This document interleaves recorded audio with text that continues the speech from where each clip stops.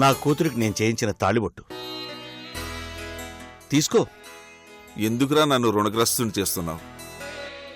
నీ రుణం తీర్చుకునే తహాత లేని వాణ్ణి. మీరు కూడా నన్ను కొట్టడానికి వచ్చారా? కొట్టడం ఏంటి? వెరీ వెరీ సారీ అండి. ఈ మాట చాలండి బాబు. నన్ను క్షమించమని అడుగుతూ మీరు నన్ను క్షమించానని చెప్పేశారు.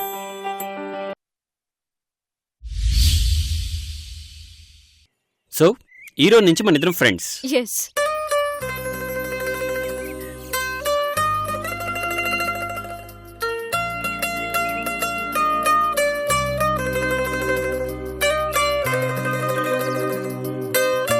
ఇక నేను బయలుదేరుతానండి. ఒక్క నిమిషం.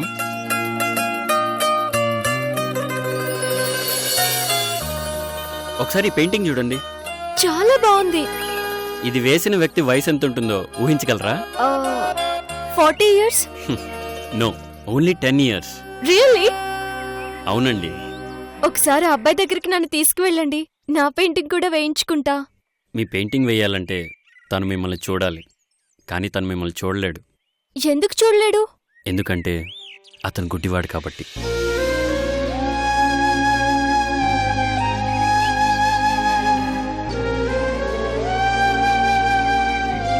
ప్రపంచం ఇలా ఉంటుందని అమ్మ నాన్నలు చెప్తే ఊహించుకోవడమే తప్ప అందమైన ఈ ప్రపంచాన్ని చూసే అదృష్టం తనకు లేదు.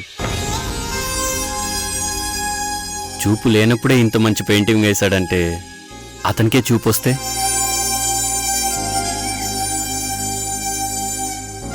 ఆ అబ్బాయికే కాదండి, ఈ ప్రపంచంలో చాలామందికి ఆ అదృష్టం లేదు. అందుకే కొంతమందికైనా ప్రపంచాన్ని చూపించాలన్న ఆశయంతో ఈ క్యాంపు నిర్వహించాను. రేపు మనం చనిపోయినా మన చూపు బతుకుండాలి. అలా ఉండాలి అంటే మన నేత్రాలని దానం చేయాలి. నేత్రదానం మహాదానం. నేను ఆల్రెడీ చేసేసాను. మీరు కూడా. మీ మాటలు నా హృదయాన్ని కదిలించాయండి. ఇలాంటివన్నీ నేనెప్పుడూ వినలేదు. నేను కూడా నేత్రదానానికి ఒప్పుకుంటాను. థ్యాంక్స్ అండి. రండి బాలు, ఒక ఫామ్ ఇవ్వు, పెన్ ఇవ్వు.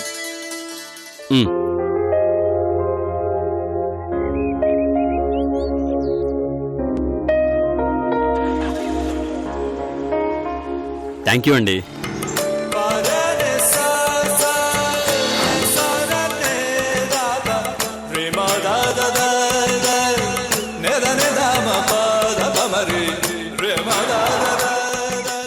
ఇక నేను బయలుదేరొచ్చా?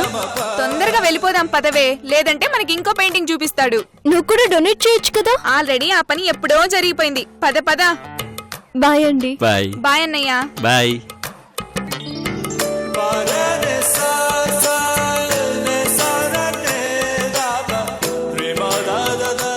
అతని గురించి ఇంకో విషయం చెప్పడం మర్చిపోయాని. అతను ఎంఎస్సీ చేశాడు. అగ్రికల్చర్ లో గోల్డ్ మెడలిస్ట్.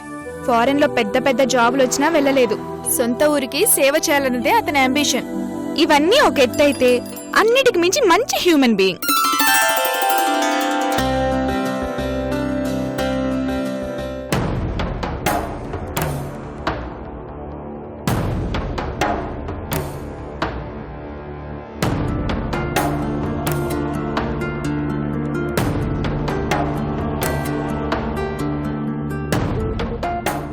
మజ్జిగ తాగలేదే నాన్న?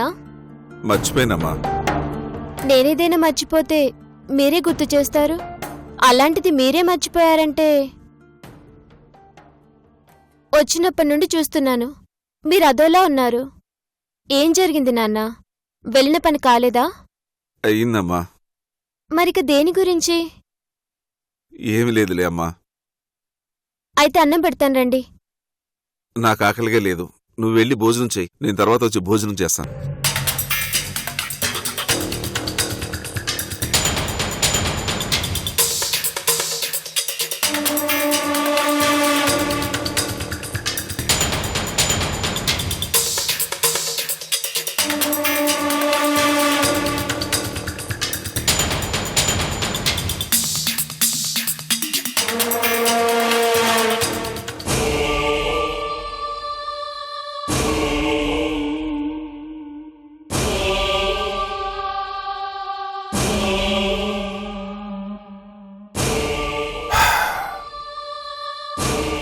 రాముడికి ఫోన్ చేస్తే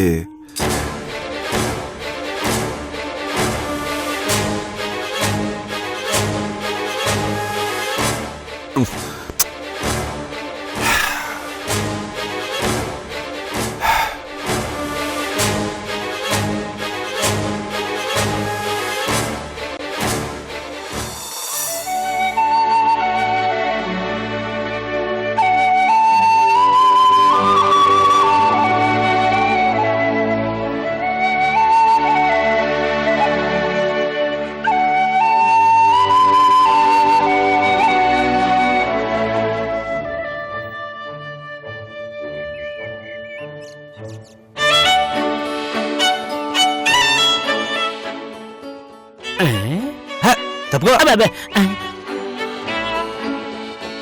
హాయ్ గారు ఏం చేస్తున్నారండి? నా షార్ట్ ఫిల్మ్ కి ఎలాంటి షార్ట్స్ పెడితే బాగుంటుందో ఆలోచించి రాసుకుంటున్నా. కొంపు తీసి షూటింగ్ మన ఇంట్లో పెట్టేస్తున్నారండి? అవునరా. వద్దండి, బ్యాంకాకి వెళ్ళిపోదామండి పూరి జగన్నాథ్ లాగా. రే, ఆయన పెద్ద డైరెక్టరా. మీకేమైందండి? నీకు అలాగే ఉంటుందిరా. అది కాదండి, నేను షార్ట్స్ కంపోజ్ చేసుకోవాలరా, నువ్వు డిస్టర్బ్ చేయకుండా వెళ్ళు. ఒరే అభి, భోంచేద్దుగాన్రా. ఒక అరగంట ఆగమ్మా, వస్తాను. ఇప్పటికే 4 అరగంటలయ్యాయి. రారా భోంచేద్దుగాని. ఇదే లాస్ట్ అరగంటమ్మా. నీతో అన్నం తినిపించడం అంటే కొండెత్తినంత పని. బా, చిన్నప్పటి నుంచి నువ్వు ఇంతేరా.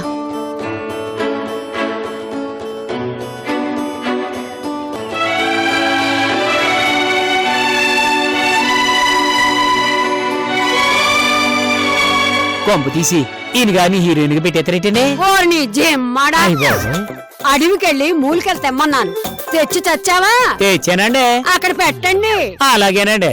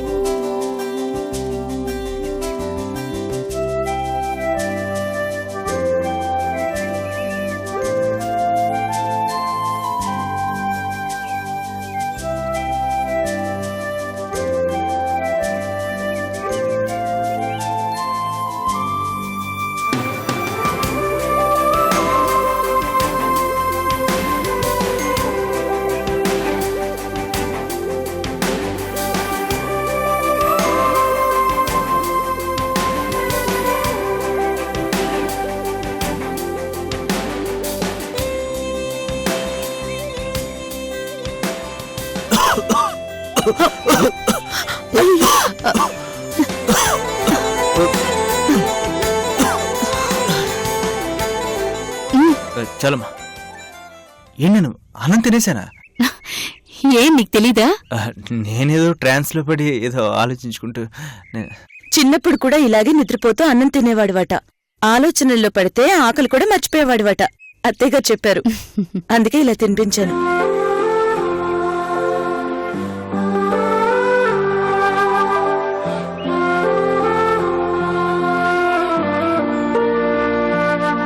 థ్యాంక్స్ వదినా. తల్లికి ఎవరైనా థ్యాంక్స్ చెప్తారా? ఓహో సారీ.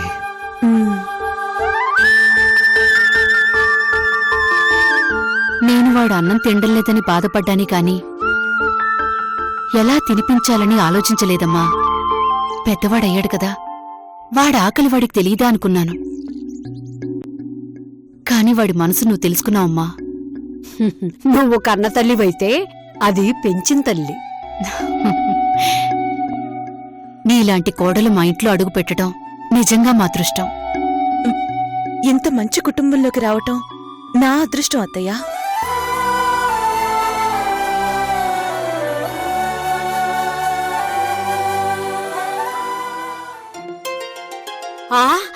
ఒరే సత్తిగా, అమ్మా, ఇవేనా నువ్వు తీసుకొచ్చిన మూలికలు? అవునమ్మా. ఏమిట్రా ఇవి? జీడిపప్పమ్మా. నీ మొహం మండ, గన్నేరు పప్పురా. అయితే మాత్రం కడుపు నొప్పి తగ్గుతుంది కదమ్మా. పోయేది కడుపు నొప్పి కాదు, ఏకంగా మనిషి పైకి పోతాడు. ఇవి ప్రాణం పోసేవిరా, అవి ప్రాణం తీసేవి. విషంతో సమానం రా. విషంతో కూడా మందు తయారు చేస్తారు కదమ్మా. పాము విషంతో కూడా మందు తయారు చేస్తారట. ఏదైనా కొత్తగా ఆలోచించడమ్మా. ఆలోచించాను రా, తయారు చేసి ముందు నీకే పెడతాను. ముందు నువ్వు తాగమా, ఆ తర్వాత చేత కొట్టేస్తాను రా చింతపండు లాగా. ముందు బయటపడే. అలాగే సత్తిపండు అయ్యగారు వస్తున్నానండి. ఓరే అదవకానని ఎదవకాన. నమస్కారం అండి భద్రం గారు. నమస్కారం వెంకట్రావు గారు. ఏమి లేదండి, బయటికి వెళ్ళారని చెప్పారు మీ ఇంట్లో వాళ్ళు. ఏంటో చెప్పండి. వారం రోజులు అమ్మాయి పెళ్లి పెట్టుకున్నాం. అలాగా? అవునండి, శుభలేఖ ఇంట్లో ఇచ్చాను, మర్చిపోకున్నారు. అలాగేనండి. ఉంటాను. మంచిదండి. ఒరే వీరస్వామి. వస్తున్నాయి గారు. ఏమండే నా గడ్డం ఉండహే చెప్పండి గారు. అరే, అమ్మాయి పెళ్లి వారం రోజుల్లో ఉంది. పత్రిక ఇవ్వడానికి మీ ఇంటికి 3 సార్లు వచ్చాను. పత్రిక ఇవ్వడానికి 3 సార్లు రాలేండి బాబు, పరిగెత్తుకురాను. సర్లేరా, పద్ధతే కదా. నాలాంటింటికి 3 సార్లు వచ్చారంటే మీరు గొప్పోళ్ళండి. అరే, అది నా గొప్పతనం కాదురా, నా స్నేహితుడి గొప్పతనం. అంతే కదండి మరి. సరే, నేను బయలుదేరుతాను. అలాగేనండి. రోయ్, రావటం మర్చిపోకరు. పెళ్లి పనులను నేను దగ్గర నుండి చూసుకుంటానండి. సరేలే. మంచిదయా.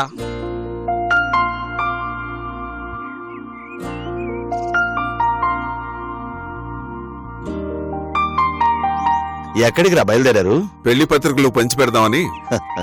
దానికి అమ్మాయిని కూడా వెంట పెట్టుకుని తిరగటం ఎందుకురా? ఎటు వారం రోజుల తర్వాత ఒంటరిగానే ఉండాలి కదా.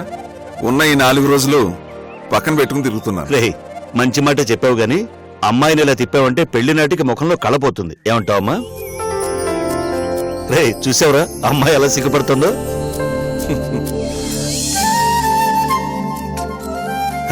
సరే, తొందరగా పంచిపెట్టరా. సరే, వస్తాను.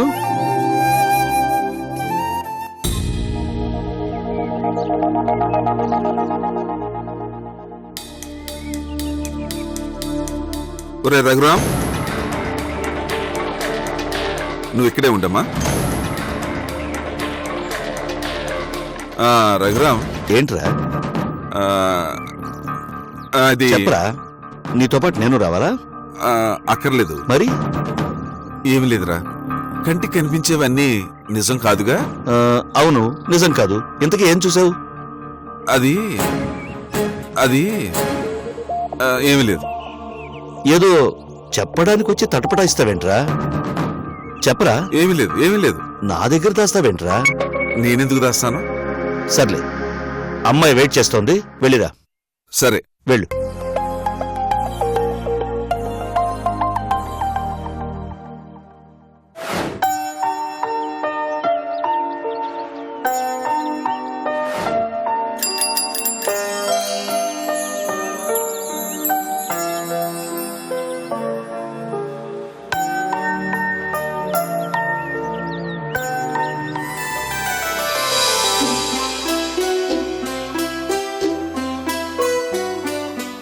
ఓకే గాయత్రి, నాకు కొంచెం పనుంది, నేను మళ్ళీ కలుస్తాను. బస్ స్టాప్ దగ్గర రావే. లేట్ అయిపోతుంది. Sorry, bye. సరే.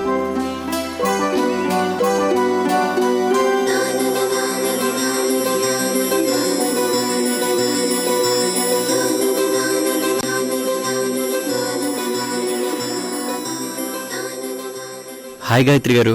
హలో అండి. అదేంటి మీ ఫ్రెండ్ మిమ్మల్ని వదిలేసి వెళ్ళిపోతుంది? ఏదో పనుందని వెళ్ళిపోయింది. ఓకే. ఎలా ఉంది మీ ఐ డొనేషన్ క్యాంప్? మనుషుల్లో హ్యుమానిటీ ఇంతుందా అనిపిస్తుంది. జనం బాగానే స్పందిస్తున్నారు, చాలా మంది ముందుకొచ్చారు. మీరు చెప్పే మాటలకి మానవత్వం లేని మనిషికైనా మనసు కరుగుతుందండి. అంత బాగా చెప్పానా? అవునండి, మీరు చెప్పిన మాటలు ఇంకా గుర్తొస్తూనే ఉన్నాయి. Is it? ఎస్. 10 మందికి అన్నదానం చేయడం కన్నా 10 మందికి మంచి మాటలు దానం చేయడం చాలా గొప్ప విషయం అనిపించింది. థ్యాంక్స్ అండి, అచ్చమ్మ అమ్మలా చెప్పారు. ఇంతకీ ఇక్కడేం చేస్తున్నారు? మీకోసం ఎదురు చూస్తున్నాను. ఎందుకు? మీకు గిఫ్ట్ ఇవ్వాలని. గిఫ్టా? గిఫ్ట్ నాకెందుకు? బ్లడ్ డొనేట్ చేసే వాళ్ళకి ఆరెంజ్ జ్యూస్ లాంటిది ఇస్తారు. మరి ఐ డొనేట్ చేసిన వాళ్ళకి ఏమి ఇవ్వాలి? ఏమివ్వాలి? ఒక్క నిమిషం.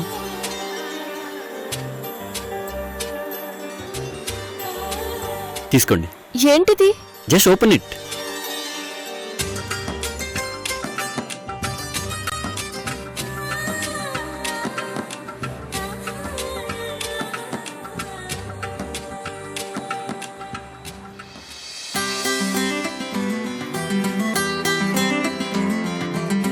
Bamboo tree? ఎస్, ఇదే మన ఫ్రెండ్షిప్కి గుర్తు. ఇలాంటివి కూడా గిఫ్ట్ గా ఇస్తారా? ఎందుకు ఇవ్వకూడదు? నాకు ఈ కీ చైన్లు, greeting cards, rings, mobile phones ఇలాంటివి ఇవ్వడం ఇష్టం ఉండదండి. మాకు అంత ఆశ లేదండి. నేను అడగకుండానే మా ముగ్గురు అన్నయ్యలు అన్నీ నా కాళ్ళ దగ్గరికి తీసుకొస్తారు. అపార్థం చేసుకోకండి. అర్థం చేసుకోవాలంటే దీని స్పెషాలిటీ ఏంటో చెప్పండి. Very simple. ప్రతి మొక్క ప్రకృతిలోని కార్బన్ డైఆక్సైడ్ ని పీల్చుకొని ఆక్సిజన్ ఇస్తుంది. కానీ ఈ బ్యాంబూ ట్రీ మాత్రం మిగతా మొక్కల కంటే 35% ఎక్కువ పీల్చుకొని వాతావరణాన్ని కాపాడడంలో తోడ్పడుతుంది. కాలుష్యం పెరిగిపోతున్న ఈ రోజుల్లో బ్యాంబూ ట్రీని ఎంత ఎక్కువగా పెంచితే అంత మంచిదండి. ఆహా, ఇలాంటి చెట్లు ఎక్కడో అడవుల్లో పెరిగితే లాభం ఏముందండి? జనాభాతో పాటు వీటిని కూడా పెంచితే మంచి గాలి పీల్చుకోవచ్చు. అందుకే నాకు నచ్చిన ఫ్రెండ్స్ కి ఇలాంటి గిఫ్ట్స్ ఇస్తూ ఉంటాను. మీ గురించి మళ్ళీ చెప్తే ఏమో అనుకున్నాను గాని అది చెప్పిన దానికన్నా తెలివైన వారు మీరు. థ్యాంక్స్ అండి. ఇంత మంచి గిఫ్ట్ ఇచ్చినందుకు నేనే మీకు థ్యాంక్స్ చెప్పాలండి. అవును, ఇంకా మీకు ఎన్ని రోజులు క్లాస్ ఉంది? 2 months. ఓ, చాలండి. ఏంటి? అదే సబ్జెక్ట్ నేర్చుకోవడానికి ఆ మాత్రం టైం చాలండి అంటున్నాను. Okay, bye. బాయ్. ఏమండి గాయత్రి గారు, మొక్కను జాగ్రత్తగా పెంచండి. అది ఎంత బాగా పెరిగితే మన పరిచయం అంత బాగా పెరుగుతుందని నా నమ్మకం. అలాగే. సర్వధర్మాన్ పరిత్వజ మామేకం శరణం వ్రజ అహం త్వాం సర్వ పాపేభ్యో మోక్షయిష్యామి మా శుచః. చాలా బాగుందండి. ఒక్క ముక్క అర్థమైతే ఒట్టండి. చెప్తున్నాను విను. చెప్పండి. సర్వ విధములైన ధర్మములను త్యజించి కేవలము నన్ను శరణు వేడుము. సర్వ పాప ఫలముల నుండి నిన్ను విముక్తిని చేయుదును. భయమును అందకుము.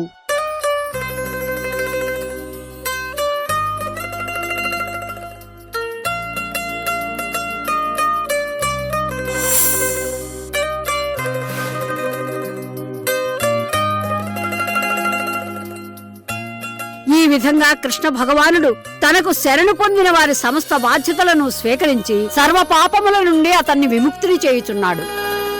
ఏంటమ్మాది? బొంగండి. బొంగ? అదేనండి, బొంగు సెట్ అండి. బాంబూ ట్రీ అమ్మా. మేము తెలుగులో చెప్పాము, మీరు ఇంగ్లీషులో చెప్పారు. టౌన్ నుండి ఏం తెచ్చారో అనుకున్నాను. వదినా, ఇది ఎక్కడ నాటుదాం? బయట నాటుదాం. ముందు చిన్న తొట్టెలో పెంచండి. కాస్త పెద్దదయ్యాక బయట నాటండి. అమ్మాయి గారు, ఈ చెట్టుకు వేర్లు రావు కదా? ఏ? ఎందుకంటే ఈవిడ గారు పీకేసుకుని మూలికలు చేసుకుంటారండి. తాట తీస్తా. ఒరేయ్, ఈ చెట్టు కూడా ఒక వైద్యం లాంటిదే. మిగిలిన మొక్కల్ని తుంచితే ఔషధం అవుతుంది, దీన్ని పెంచితే ఔషధం అవుతుంది. ఒక్క ముక్క కూడా అర్థం కాలేదండి అయ్యగారు. రేయ్, ఇది గాలిలోని కాలుష్యాన్ని తగ్గించి మనం పీల్చుకోవడానికి మంచి గాలిని ప్రసాదిస్తుందిరా. ఇందులో పెద్ద లాజిక్ ఏముంది మావయ్య గారు? ఏ ప్లాంట్ అయినా గాల్లో కార్బన్ డైఆక్సైడ్ పీల్చుకుని ఆక్సిజన్ విడిచిపెడుతుంది, అంతే కదా? It's scientific reason. Absolutely. But దీనికి మాత్రమే మిగిలిన చెట్లతో పోల్చుకుంటే 35% ఎక్కువ కార్బన్ డైఆక్సైడ్ ని పీల్చుకునే గొప్ప గుణం ఉంది.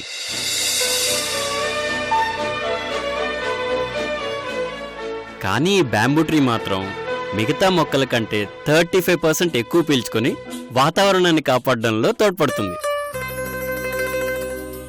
అంటే నలుగురు మనుషులు చేసే పని ఒక్క మనిషి చేస్తే ఎలా ఉంటుందో ఇది అలాంటిదే. ఇందులో అంత అర్థం ఉంది అయ్యగారు. సింపుల్ గా బొంగనేసానండి, క్షమించండి అయ్యగారు. చాలా మంచి పని చేస్తున్నావమ్మా. ఎక్కడ కొన్నావు? కొనలేదు నాన్న, ఫ్రెండ్ గిఫ్ట్ గా ఇచ్చారు. గర్ల్ ఫ్రెండా బాయ్ ఫ్రెండా?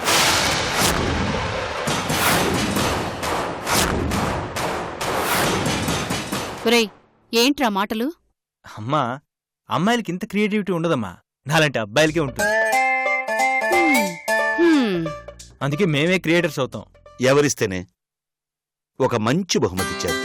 అర్థం పర్థం లేనివి, అవసరానికి పనికి రాకుండా పోయేవి కాకుండా ఇలాంటి సంస్కారవంతమైన గిఫ్ట్ ఇవ్వాలన్న ఆలోచన వచ్చిన వాళ్ళకి హ్యాట్స్ ఆఫ్. ఈ రోజు నుంచి మన ఇద్దరం ఫ్రెండ్స్.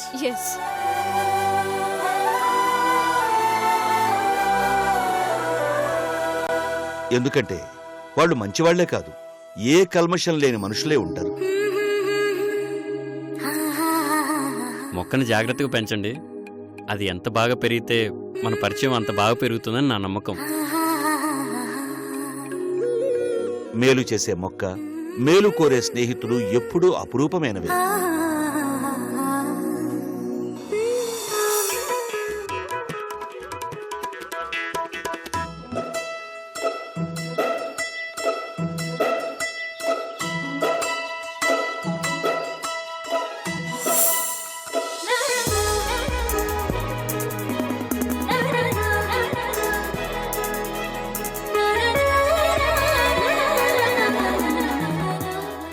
హాయ్ ఫ్రెండ్, నువ్విచ్చిన గిఫ్ట్కి మా డాడీ మంచి కాంప్లిమెంట్ ఇచ్చారు. Are you happy?